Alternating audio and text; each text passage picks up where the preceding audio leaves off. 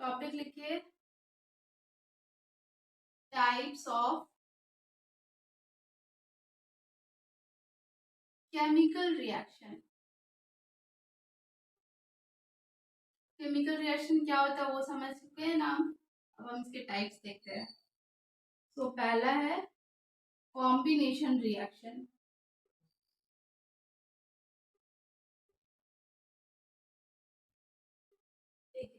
तो combination reaction नाम से ही समझ में आ रहा है कि किसी भी रिएक्टेंट को कंबाइन करना है और एक प्रोडक्ट बनेगा। तो इसका डेफिनेशन पहले लिख लीजिए। Combination reaction is a reaction in which to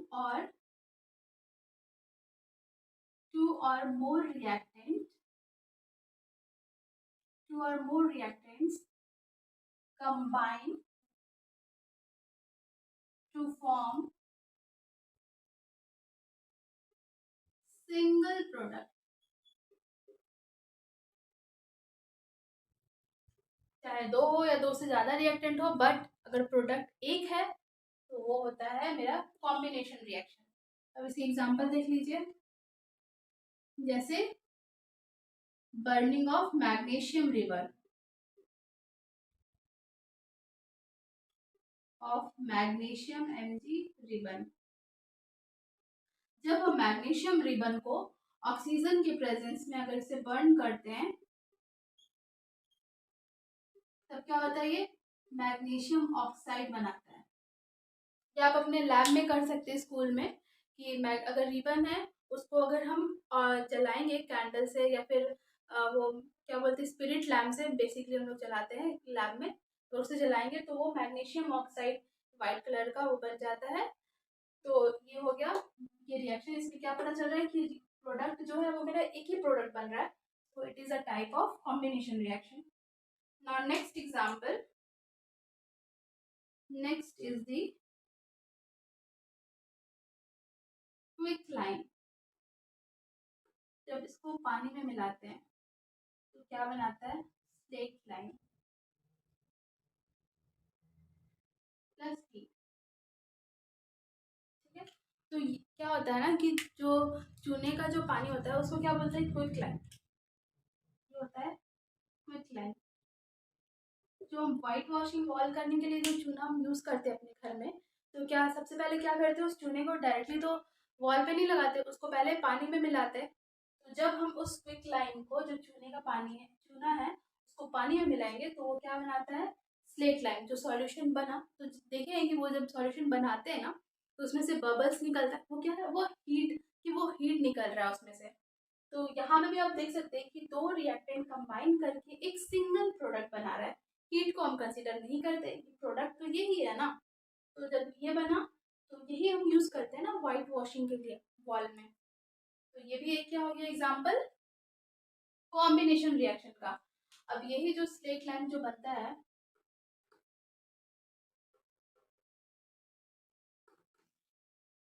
slaked lime, अब ये क्या होता है ना, जब व्हाइट वॉश कर देते हैं हम तो उसके बाद जो एटमोसफेयर में जो कार्बन डाइऑक्साइड है उसके साथ वो रिएक्ट कर जाता है। ठीक है, और रिएक्ट करने के बाद आप देखें कि उसके पास थिन साइनी सरफेस, मतलब वो चमकने लगता है ना उसको करने के बाद। तो वो क्यों होता है, क्योंकि वो कार्बन डाइऑक्साइड के साथ रिएक्ट करता है, उसके बाद बनाता है कैल्शियम कार्बोनेट प्लस H2। तो ये जो बना रहा है इसके ही कारण जो वॉल है वो शाइन करता है उसको लगाने के बाद। तो एटमॉस्फेयर में कार्बन डाइऑक्साइड क्या आप जानते हैं कितने परसेंट में प्रेजेंट होता है, इट इज 0.032% कार्बन डाइऑक्साइड हमारे एटमॉस्फेयर में प्रेजेंट है, जिसमें से प्लांट यूज करता है फोटोसिंथेसिस के लिए। तो 0.02% जो होता है वो प्लांट यूज कर लेता है फोटोसिंथेसिस के लिए, और जो रेस्ट जो नेचर में जो एटमॉस्फेयर में प्रेजेंट है वो हो गया, उससे वो रिएक्ट करेगा, उसके बाद फिर वो बनाएगा कैल्शियम कार्बोनेट प्लस H2O। तो ये भी ये एक रिएक्शन ही हुआ कॉम्बिनेशन का, बट ये रिएक्शन हुआ, it is example of combination reaction. एक और है एग्जांपल इसका, एटलीस्ट 3 एग्जांपल देख लीजिए।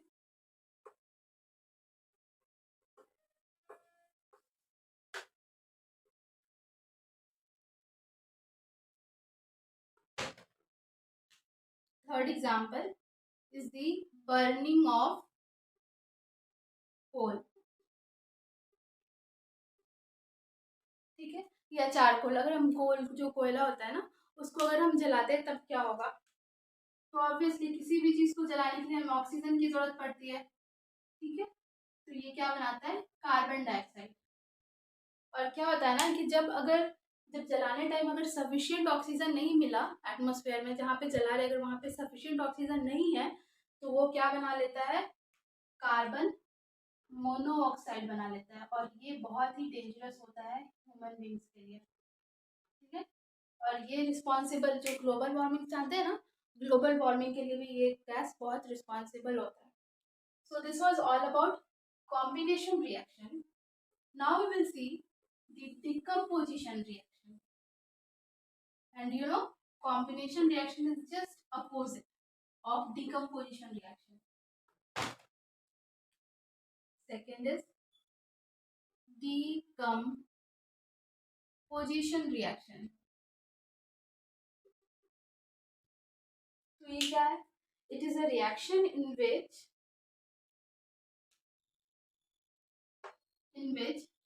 a single reactant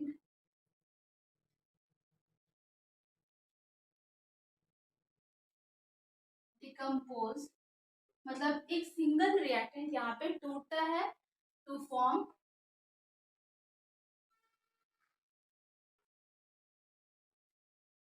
टू और मोर प्रोडक्ट, दो या दो से ज्यादा प्रोडक्ट बनाए। तो ये क्या होता है, डिकम्पोजिशन रिएक्शन। डिकम्पोजिशन मतलब कि बॉन्ड का ब्रेक करना, एक रिएक्टेंट है उसका जो जिससे वो बना है वो टूटकर अलग हो जाना। तो decomposition reaction takes place by three वे,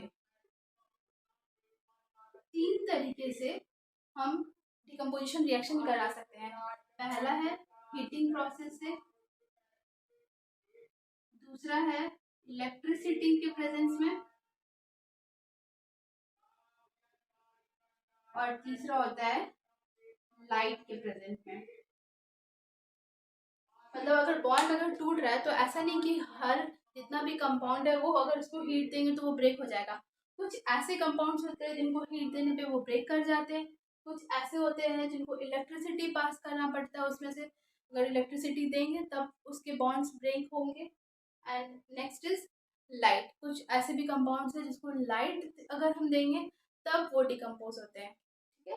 सबसे पहला हम देखेंगे हीट का एग्जाम्पल देखते हैं।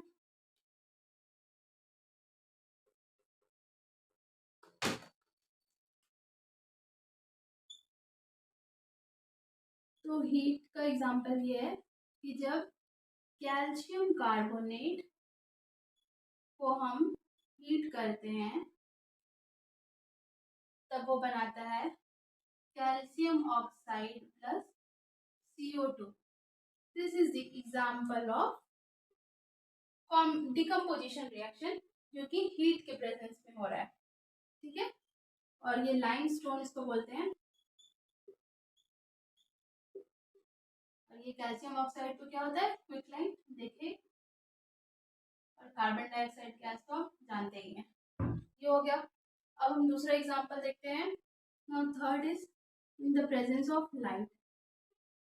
तो लाइट के प्रेजेंस में एग्जांपल है कि मान लीजिए AgCl है, अगर उसे चाइना डेस में जो शीशे का एक होता है मतलब प्लेट टाइप का, उसमें अगर हम AgCl रखते हैं, ठीक है, अगर AgCl हम रखेंगे सनलाइट का प्रेजेंस में, सनलाइट को हम HU से दिखाते हैं कि यहाँ लाइट आ रहा है इसमें, तो क्या होता है कि Ag बचता है और Cl2 बाहर निकल जाता है, ठीक है।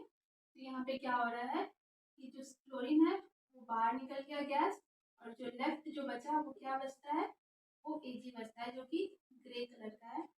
उससे हमें पता चलता है कि हाँ ये Ag बचा, क्योंकि इसका कलर क्या होता है, अभी हम लोग देखें कि ये वाइट कलर का होता है। Now third type of chemical reaction,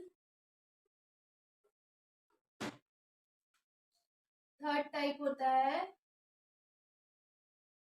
displacement reaction.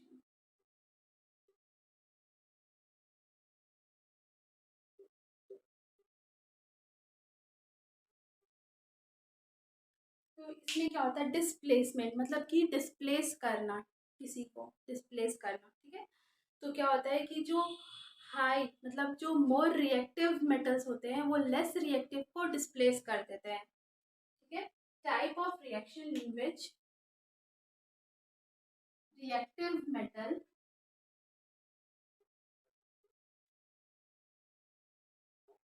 Displaces less और अनरिएक्टिव, जो अनरिएक्टिव होते हैं उनको डिस्प्लेस कर देता है, या फिर उससे कम अगर रिएक्टिव मेटल हो तो उसको भी डिस्प्लेस कर देता है। तो इसका एग्जांपल हम लोग देख चुके हैं पहले ही। क्या देखे हैं, कॉपर सल्फेट वाला में देखे थे ना, कि अगर कॉपर सल्फेट में अगर आयरन नेल मिलाएंगे, अगर कॉपर सल्फेट सॉल्यूशन में अगर आयरन नेल मिलाते हैं तो आयरन क्या करता है, कॉपर को डिस्प्लेस कर रहा है, मतलब इसको हटा रहा है और वही खुद आके लग जा रहा है। क्या हो रहा है, FeSO4 प्लस Cu। तो ये डिस्प्लेसमेंट क्यों हो रहा है, क्योंकि ये जो आयरन है यहाँ पे क्या है, more reactive than metal than copper. Copper से ये ज्यादा रिएक्टिव होता है। तो अब रिएक्टिविटी आपको कैसे पता चलेगी कि कौन सा ज्यादा रिएक्टिव है कौन सा कम रिएक्टिव है। तो इसके लिए हमारे साइंटिस्ट ने एक रिएक्टिविटी सीरीज दिया है, जो कि अभी आपको जानना, मतलब आप बस देख लो कैसा होता है, बट उसे अभी याद करने की जरूरत नहीं है आप लोग को। क्या होता है ना, सबसे ऊपर में होता है लिथियम, ये एक सीरीज बना हुआ है, उससे हमें पता चलता है कि कौन सा मेटल या नॉन मेटल कौन सा ज़्यादा रिएक्टिव है कौन सा कम रिएक्टिव है। तो सबसे ऊपर में लिथियम, और लिथियम क्या होता है, मोस्ट रिएक्टिव, मोस्ट रिएक्टिव। और हम इस रिएक्टिविटी को, एक रेफरेंस होता है हाइड्रोजन, हाइड्रोजन को यहाँ पे रेफरेंस मानते हैं। और हाइड्रोजन के जितने भी ऊपर एलिमेंट्स होते हैं वो सब होते हैं रिएक्टिव, और जो भी नीचे एलिमेंट्स मैं लिखूंगी वो सब होते हैं अनरिएक्टिव। और जो फ्लोरीन होता है वो होता है लीस्ट रिएक्टिव, सबसे लास्ट में आता है least reactive element. Now see कि लिथियम के बाद क्या होता है, पोटेशियम होता है, बेरियम होती है, कैल्शियम होती है, सोडियम, मैग्नीशियम, एल्यूमिनियम, उसके बाद कार्बन आता है, फिर क्या होता है, जिंक होता है, जिंक के बाद nickel, iron, tin, lead, hydrogen, ये हाइड्रोजन यहाँ पे है। हाइड्रोजन के ऊपर ये सब होते हैं, और उसके बाद हाइड्रोजन के नीचे कॉपर हो गया, कॉपर हो गया, उसके बाद मर्करी, Ag, सिल्वर, गोल्ड, इस तरह से नीचे आएंगे तो लास्ट में क्या हो गया, फ्लोरीन। तो यहाँ पे आप देख सकते हैं कि जो आयरन है, आयरन क्या है, कॉपर से ज्यादा रिएक्टिव है, क्योंकि जो ऊपर होता है जितना ऊपर जाते जाएंगे रिएक्टिविटी बढ़ेगी, जितना नीचे जाएंगे रिएक्टिविटी घटेगी। तो iron is more reactive than copper, so that is why iron displace कर रहा है कॉपर को, है ना। So this was all about displacement reaction.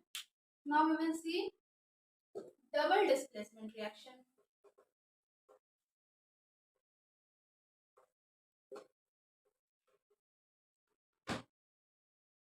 Fourth one is double displacement reaction.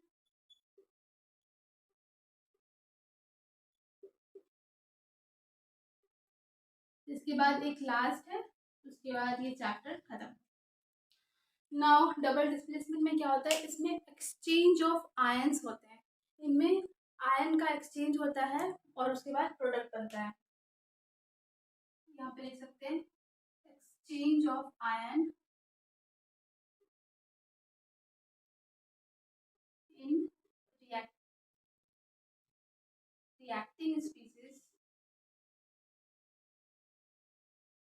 the change of ions takes place in reacting species, then this is called as double displacement reaction. तो इसका best example है, अगर मान लीजिए हम NaOH ले रहे हैं, बेस ले रहे हैं, NaOH एक बेस है और हम एक एसिड ले रहे हैं, तब क्या हो रहा है, ये हो गया एसिड, ये हो गया बेस। तो अब अगर हम इसे आयंस में ब्रेक करेंगे तो कैसा होता है, तो सबसे आगे में जो होता है, जो ये क्या है, ये सब मेटल्स, ये मेटल है, ये भी मेटल है।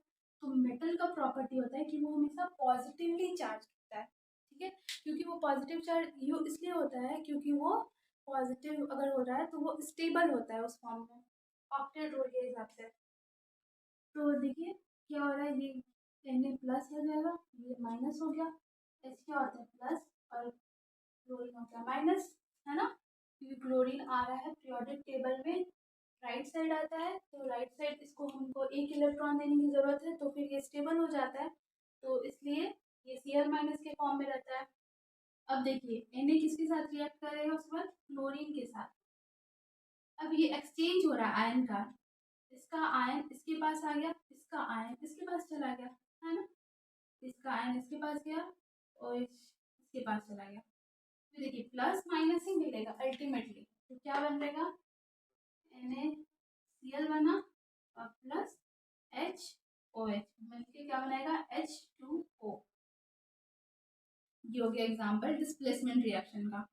एक और एग्जाम्पल देख लीजिए, AgNO3 सिल्वर नाइट्रेट, जो हम पहले भी देखे थे, है ना, थोड़े पहले हम लोग देख रहे थे। तो AgNO3 प्लस NaCl, ये अगर रिएक्ट करेंगे तो क्या बनेगा, ये भी Ag प्लस NO3 माइनस में करेगा, टूटेगा, और ये भी Na प्लस Cl माइनस में।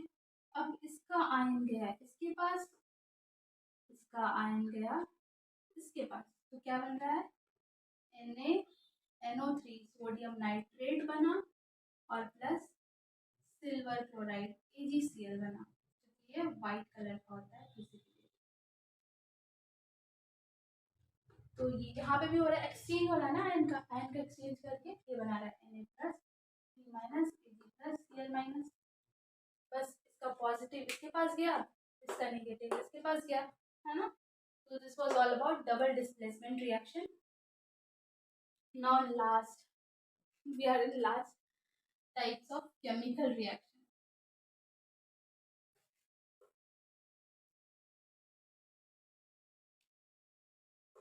चलिए, लास्ट होता है redox reaction.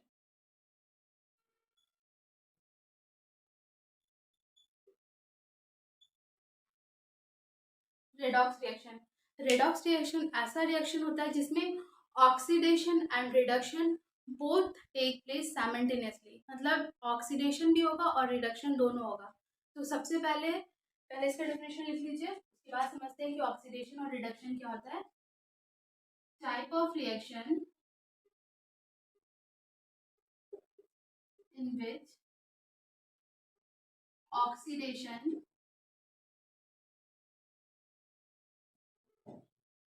and reduction both take simultaneously। तो सबसे पहले समझते हैं कि ऑक्सीडेशन क्या होता है ना।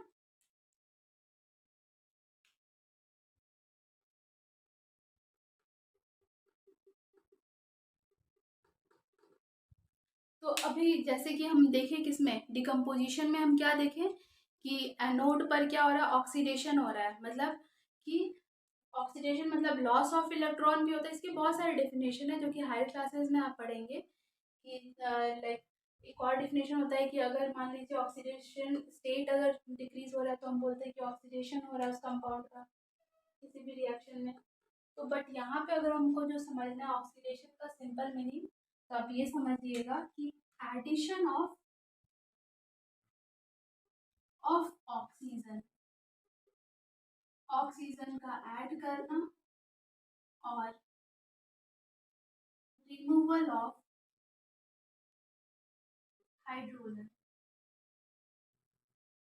या ऑक्सीजन का ऐड करना या हाइड्रोजन का हटाना, it is the oxidation reaction.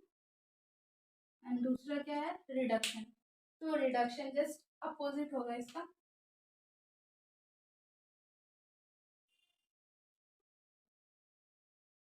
Reduction में क्या हो जाएगा, ऐड ऑफ ऑक्सी और ऐड ऑफ हाइड्रोजन। यहाँ पे अगर एडिशन हो रहा है हाइड्रोजन का किसी भी रिएक्शन में तो बोलेंगे उसका रिडक्शन हुआ, और रिमूवल ऑफ ऑक्सीजन।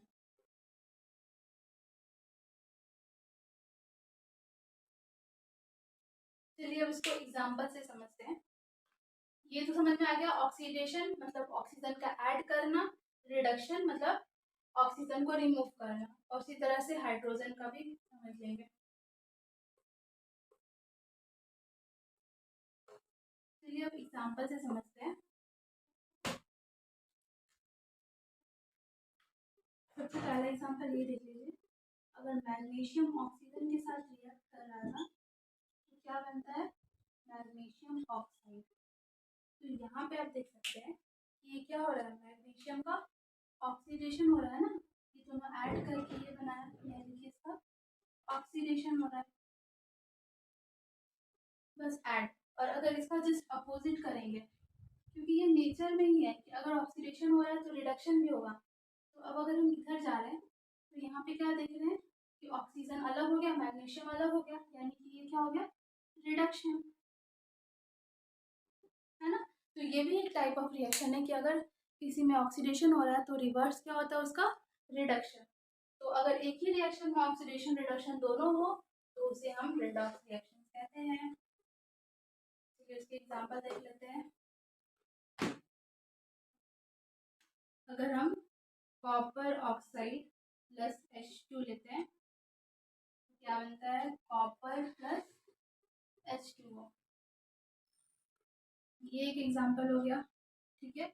दूसरा देखेंगे कि जिंक ऑक्साइड प्लस कार्बन जब रिएक्ट कर रहा है तो बनता है zinc plus CO2।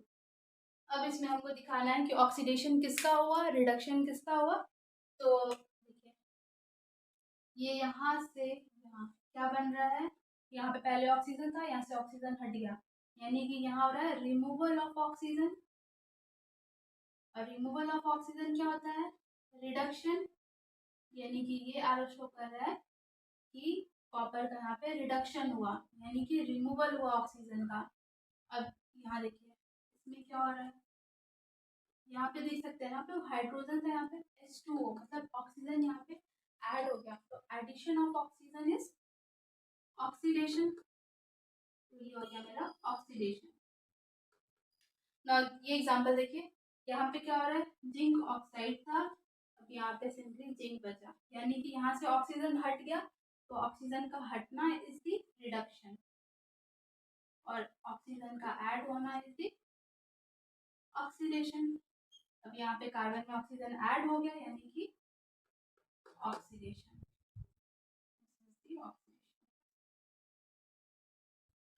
So this was all about chemical reaction and equation. I hope you all have understood this chapter. और अगर कुछ डाउट हो तो आप कमेंट सेक्शन में भी लिख सकते हैं। और अगर ये वीडियो आपको हेल्पफुल लगा तो do consider like and share and subscribe. Thank you.